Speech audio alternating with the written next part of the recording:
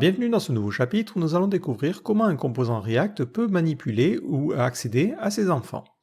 Alors on peut se demander pourquoi on aurait besoin d'une telle chose. Alors un exemple concret, c'est la création d'un système d'onglets. Donc moi par exemple, j'aimerais bien ici créer un composant que l'on va appeler tabs qui va me permettre de créer des onglets. Mais je ne veux pas forcément avoir à m'embêter avec la structure. Ce que j'aimerais bien faire, c'est ici avoir un premier élément que je vais appeler tab, et cet élément aurait un titre particulier. On l'appellerait premier onglet par exemple. Et à l'intérieur, on aurait un petit peu de texte. Et on aurait la même chose pour un second onglet. Donc on aurait un second onglet qui aurait lui aussi un title, on l'appellera second onglet. Et ensuite, hop, on mettrait encore une fois un petit peu de texte. Alors on va essayer de mettre un texte légèrement différent. Donc on va juste couper le début de la phrase, voilà, histoire que ça ne commence pas par la même chose. Donc là, la particularité, c'est que notre composant tabs, c'est le composant qui va représenter notre système d'onglets, qui va notamment avoir la barre de navigation. Il a des enfants qui pour l'instant ne représentent que le contenu, mais il va falloir extraire depuis ces enfants la liste des titres pour pouvoir concevoir notre barre de navigation. Donc notre composant tabs va avoir besoin de manipuler les enfants pour changer complètement la structure. Alors ce qu'on va faire, c'est qu'on va créer ce composant-là. Donc on va aller créer ici un nouveau fichier, on va l'appeler tabs.jsx, et à l'intérieur, on va exporter une première fonction qu'on va appeler tabs. Donc pour l'instant, on mettra un return hello. Et ensuite, à l'intérieur, on va exporter aussi une autre fonction qu'on va appeler tab, qui contiendra un return world. C'est temporairement, histoire de ne pas avoir de problème. Maintenant, je vais pouvoir importer ces composants-là. Donc je vais importer ici tab et tabs depuis tab.jsx. Ensuite, ça va pouvoir me permettre de l'utiliser. Si je réactualise ma page, je vais bien avoir mon texte Hello. Donc si on souhaite manipuler les enfants, on a la possibilité de le faire grâce à l'API de React. Donc si vous vous rendez sur la documentation de React, vous allez directement ici dans la partie référence de l'API et vous allez dans la partie React. Donc au niveau de React, si on descend un petit peu, on voit qu'on a la possibilité de transformer des éléments, donc on a ce genre de fonctionnalités qui vont être très utiles, mais on a aussi la possibilité d'accéder aux enfants grâce aux méthodes qui sont disponibles dans React.children. Dans React.children, on peut faire un map pour parcourir les enfants, on peut faire un for each, on peut compter le nombre d'enfants et on peut faire comme ça différents traitements. Donc nous, ce qui va nous intéresser notamment, c'est la fonction toArray. Donc si je regarde moi au niveau des tabs, je vais me dire, je vais avoir besoin de recevoir en paramètre les enfants. Et ça, j'aimerais bien regarder de quoi il en retourne, à quoi ressemble cette propriété children. Donc je vais revenir au niveau de ma page, je vais sortir ma console, hop, et je vois ici que j'ai un tableau de taille 2, et à l'intérieur, je retrouve mes différents éléments qui sont des éléments React, qui contiennent une propriété clé. Hop, si je déplie, on a une propriété type qui constitue l'élément React, et on a ensuite une propriété aussi qui nous permettra d'accéder aux props. Donc nous, ce que l'on pourrait faire ici, c'est extraire directement la propriété title, donc boucler sur l'ensemble des enfants et récupérer les titres. Mais il faut faire attention, parce qu'on ne peut pas faire ça directement comme ça. Pourquoi? Parce que par exemple, si jamais au niveau de notre app.js, on avait un système de tableaux. Bon, ici, on aurait un nouveau composant, on ferait un nouveau tableau de taille 2 par exemple, et pour ce tableau-là, on mapperait, donc on va récupérer la valeur, mais ça ne nous intéresse pas, nous, ce qui nous intéresse c'est l'index, et on va utiliser cet index pour générer des tables à la volée.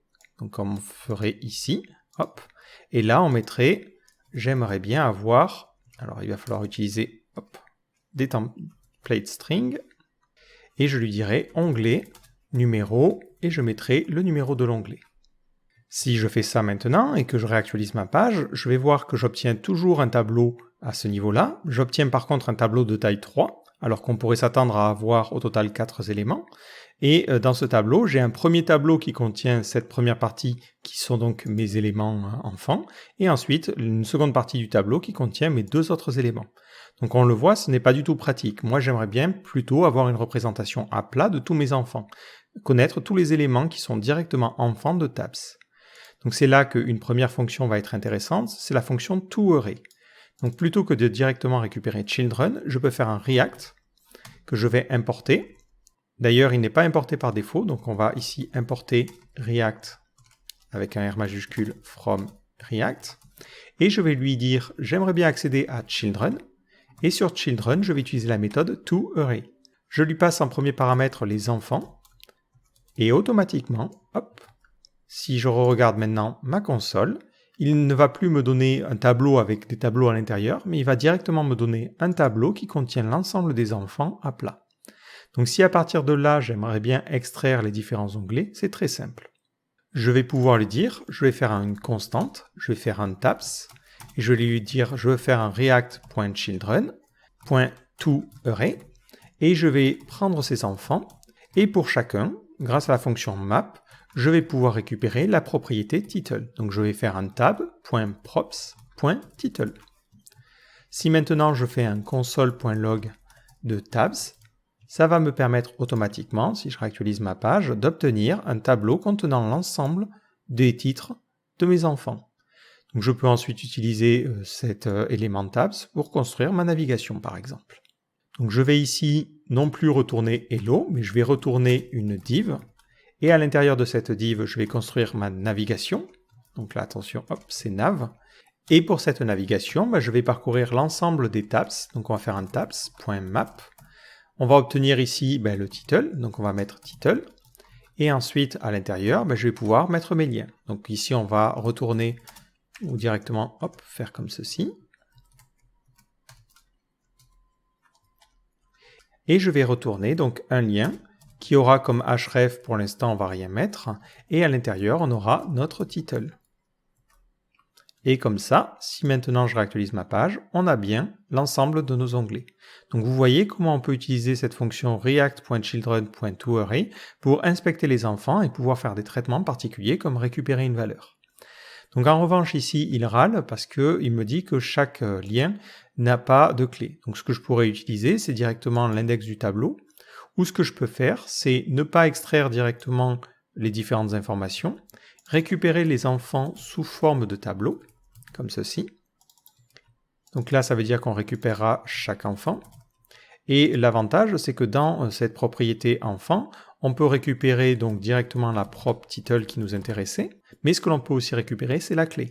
Donc à ce niveau-là, je peux lui dire, j'aimerais bien utiliser comme clé, et je vais réutiliser la clé de l'enfant. Donc ça sera child.key.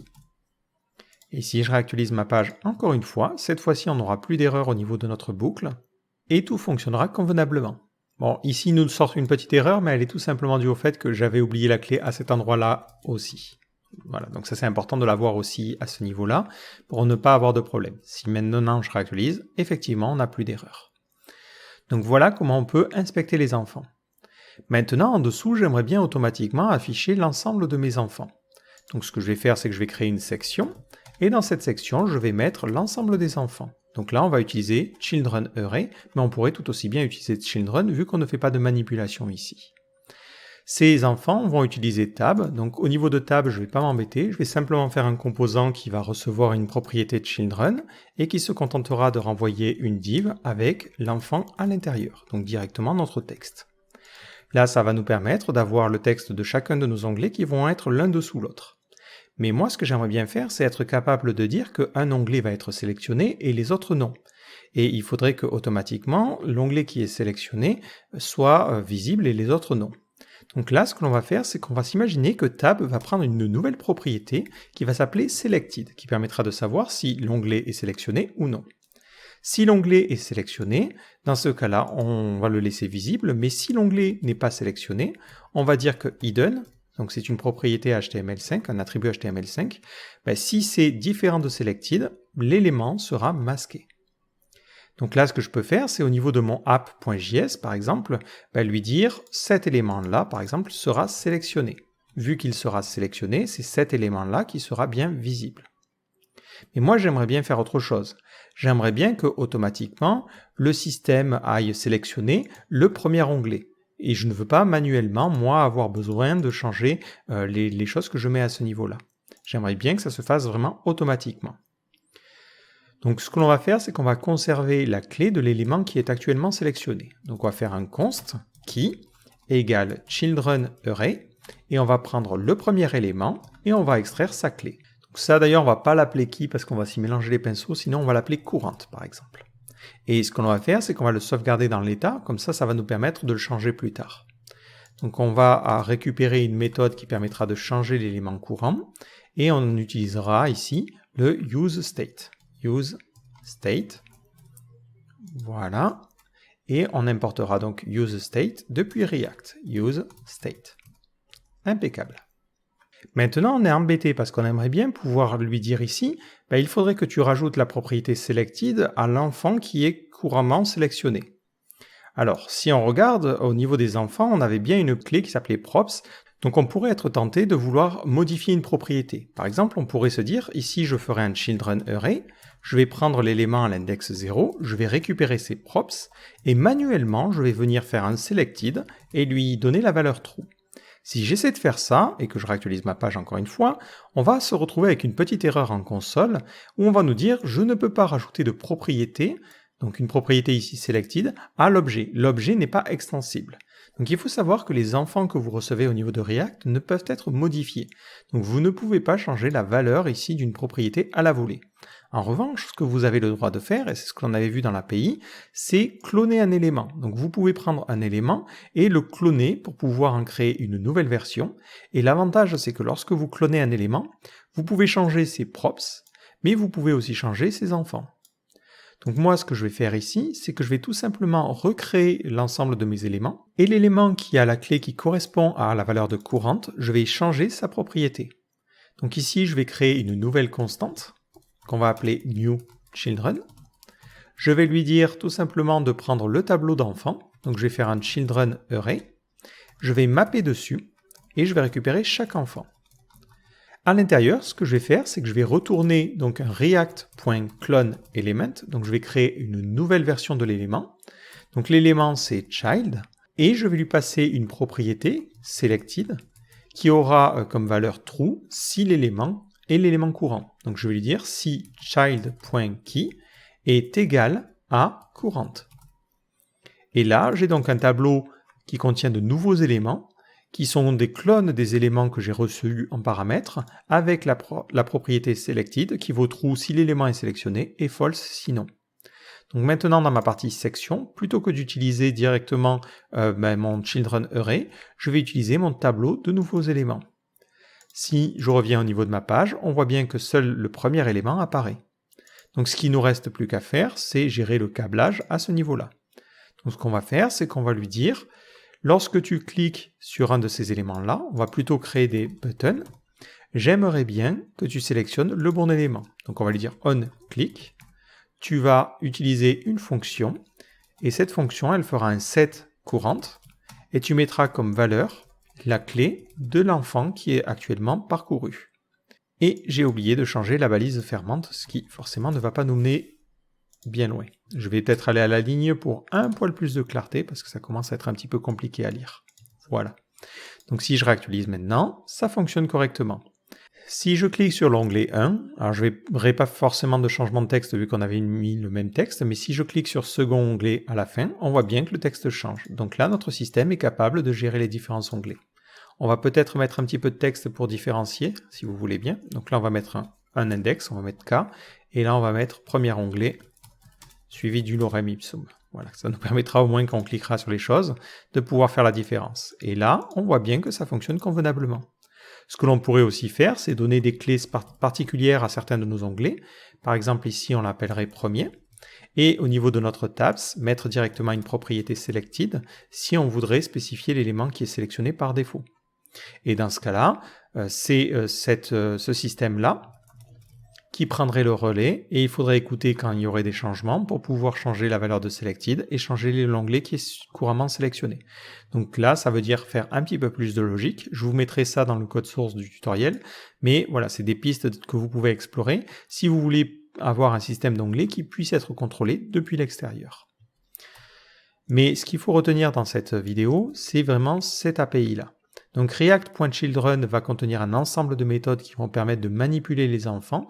Donc on va pouvoir utiliser toArray notamment pour récupérer un tableau à plat des éléments, et on va pouvoir ensuite faire des traitements particuliers. Donc ça peut être pratique, comme on l'a vu ici pour ce système de navigation, pour extraire des informations.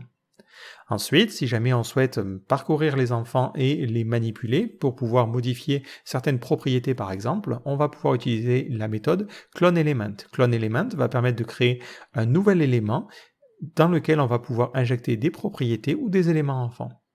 Et voilà comment on peut faire ici un système qui a une API qui est relativement simple à utiliser. Donc on voit que on a un système d'onglets qui va avoir des onglets enfants et c'est simple à gérer. Peut-être un petit détail, faites attention si vous utilisez les fragments, c'est-à-dire que si ici vous vous dites tiens j'aimerais bien utiliser un autre composant qui lui aurait des fragments et injecterait des tabs, lorsque vous allez faire un React.toArray, vous n'allez pas récupérer les éléments à plat. Si ici je regarde si je fais un console.log de children array, hop, et que je réactualise, on va voir que là on obtient bien un tableau de taille 3, parce qu'il considère que l'élément à l'index 0, ce n'est pas tout simplement un tableau qui pourrait être aplati, c'est un fragment. Donc si vous vouliez vraiment récupérer les éléments à plat, il faudrait ici rajouter un petit peu de logique pour se dire que si un élément est un fragment, dans ce cas-là, je récupère directement ces children et c'est ces children que je vais rajouter à mon tableau. La méthode toArray ne va pas aplatir si on a un fragment. Elle n'aplatit que si on a des enfants qui sont directement des tableaux. C'est un détail, mais c'est important si vous composez vos éléments à partir d'autres composants. Autre détail important, vous ne pouvez pas mémoiser un composant qui utilise ce système d'enfants. À chaque fois que vous faites une manipulation, dès que le composant app ici va être rendu, automatiquement vu qu'il reçoit children, ce composant-là ne peut pas être mémoisé parce que les enfants vont changer systématiquement. Même si effectivement les nœuds ne changent pas, c'est-à-dire que c'est le même type et c'est les mêmes props, lui il va voir que children est un nouveau tableau. Donc ça ne peut pas être mémoisé.